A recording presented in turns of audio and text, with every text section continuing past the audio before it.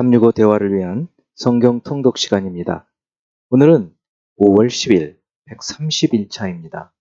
오늘 읽으실 말씀은 느헤미야 10에서 13장이고 묵상하실 본문은 느헤미야 10장 28에서 39절입니다. 말씀의 개요입니다. 하나님께서 베푸신 은혜에도 불구하고 범죄한 이스라엘의 역사를 회고한 후에 율법대로 살 것을 다짐하는 언약을 맺은 9장에 이어서 10장은 그 언약을 맺은 사람들이 인봉하고 행동으로 옮기는 이야기입니다. 10장 1에서 27절은 인봉 도장을 찍어 맹세한 지도자들의 명단이고 28, 39절은 남은 백성들이 율법을 지켜 이방 사람들과 절교하고 이방인과 혼인을 맺지 않고 안식일과 안식년을 지키며 빚을 탕감하고 하나님의 전을 위해 드리며 성전 제단을 위해 나무를 바치고 첫 열매를 드리기로 하는 것과 맏아들과 가축의 처음 난 것을 제사장들에게 주고 곡식도 그렇게 하며 11조를 드려 성전 곳간에 두기로 한 것을 다루고 있습니다. 11장 1에서 11절은 예루살렘 방비를 위해 백성들이 예루살렘에 이주하는 정책을 시행하는 것과 예루살렘에 이주하는 유다와 베냐민 지파 가문들의 명단입니다. 10에서 14절은 예루살렘에 거주하는 제사장 가문들의 명단, 15에서 18절은 예루살렘에 거주하는 레위인의 대표자들의 명단, 19, 23절은 예루살렘에 거주하는 문지기와 느디님 사람과 찬양단 대표자들의 명단을 기록합니다. 포로 교환자들이 예루살렘보다 덜 파괴된 지방에 거주하기 원했기 때문에 제비를 뽑아 예루살렘을 지키기 위한 고육 지책이었습니다.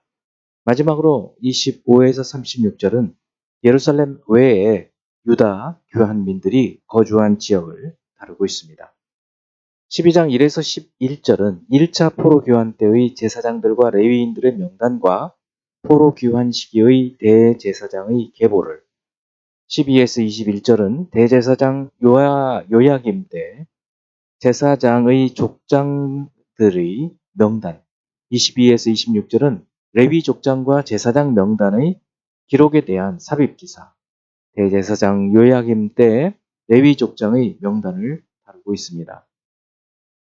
27에서 30절은 성벽 낙성식을 할 때 레위인들을 찾아 예루살렘으로 소집하고 제사장과 레위인들을 정결하게 하고 백성과 성문과 성벽을 정결하게 한 것을, 31에서 43절은 방백들과 찬양 단원들을 두 무리로 나누어 성벽 위를 행진하는 의식을 거행하고 성전에서 감사 제사를 드린 것, 45, 47절은 그날에 11조를 받을 레위인들을 임명하고 제사장과 레위인이 맡아 행할 직무를 맡긴 것을 기록합니다.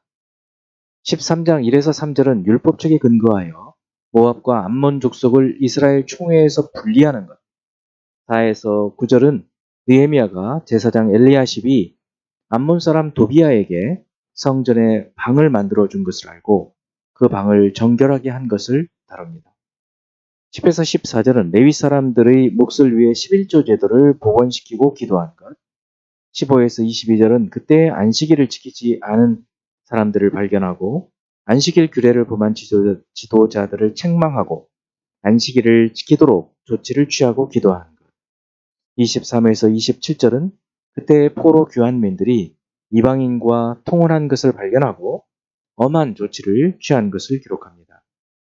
28절은 대제사장 엘리야십의 손자 중 하나가 이스라엘 괴롭히는 산발랏의 딸과 혼인을 맺어 제사장을 쫓아낸 것. 29에서 31절은 제사장들과 레위인들을 거룩하게 하고 기도함으로 마칩니다. 이제 예수 그리스도를 닮아가고자 하는 우리의 목표를 향한 여행을 위해서 질문하고 대답하는 시간을 갖습니다.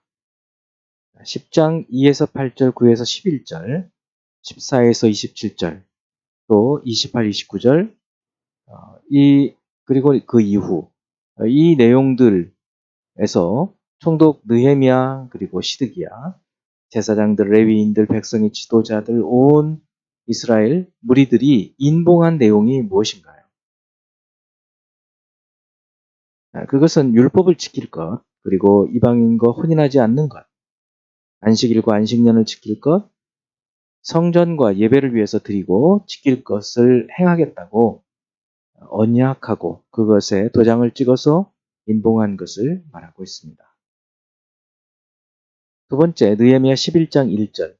백성의 지도자들은 예루살렘에 거주하였고 그 남은 백성은 제비 뽑아 10분의 1은 거룩한 성 예루살렘에서 거주하게 하고 그 10분의 9는 다른 성읍에 거주하게 하였으며, 왜 백성들을 제비 뽑아 10분의 1을 예루살렘에 거주하게 할까요? 지금 예루살렘에 성전이 있는데 대적의 공격을 받기 쉽기 때문에 이 성을 지키도록 하기 위함입니다. 예루살렘은 황폐화되어 있었고 또 생업이 없었기 때문에 사람들이 거기에 많이 거주를 못했죠. 그래서 자신들이 정착지에 살던 사람들을 제비 뽑아서 예루살렘에 거주하게 한 것입니다. 세 번째, 11장 25, 36절의 명단, 이 성읍의 이 명단은 무엇인가요? 25에서 30절은 유다 자손들이 주로 거주했던 예루살렘 남부 지역의 성읍이고, 31에서 36절은 베냐민 자손이 주로 거주했던 예루살렘 북쪽 지역의 성읍 명단입니다. 네 번째, 12장 1에서 26절은 또 어떤 명단인가요? 이 명단은 1차 포로기환 때부터 돌아온 제사장과 레위인들의 명단입니다. 다섯 번째, 느헤미야 13장 10절 11절. 내가 또 알아본즉 레위 사람들이 받을 몫을 주지 아니하였으므로 그 직무를 행하는 레위 사람들과 노래하는 자들이 각기 자기 밭으로 도망하였기에. 왜 레위 사람들이 각기 자기 밭으로 도망하게 되면서 또 벌어지는 일은 어떤 것일까요? 레위 사람들은 12지파가 땅을 분배받을 때, 여호수아 때죠. 땅을 분배받지 못했기 때문에 대신 그 주변에 사는 레위인들이 거주하는 레위인 정착종 주변의 그 지파들 사람들이 그들의 11조를 들여서 레위인들이 생계를 유지하도록 했습니다. 그렇지만 느헤미야가 개혁하기 전에 포로에서 돌아와서는 사람들이 11조를 드리지 않게 되어서 레위 사람들이 자기들의 직무를 행할 수가 없게 되었습니다. 그렇게 되면 하나님의 전 그리고 하나님의 여러 가지 직무를 행할 수가 없게 되고 버려지게 되는 것이죠. 그것을 복원시킨 것입니다. 이제 한 구절의 말씀을 묵상하고 교훈으로 삼고 기도하는 시간을 갖습니다. 느헤미야 13장 14절. 내 하나님이여, 이 일로 말미암아 나를 기억하옵소서. 내 하나님의 전과 그 모든 직무를 위하여 내가 행한 선한 일을 도말하지 마옵소서. 느헤미야의 이 기도는 사실 우리도 해야 되는 기도일 줄로 믿습니다. 우리가 하는 모든 일은 다른 사람이 알아주지 않는다 하더라도 하나님께서 기억하신다는 것, 또 하나님께서 그것을 갚아주신다는 것을 생각하고 전심으로 주를 위하여, 하나님의 나라를 위하여 살아야 될 줄로 믿습니다. 기도하겠습니다.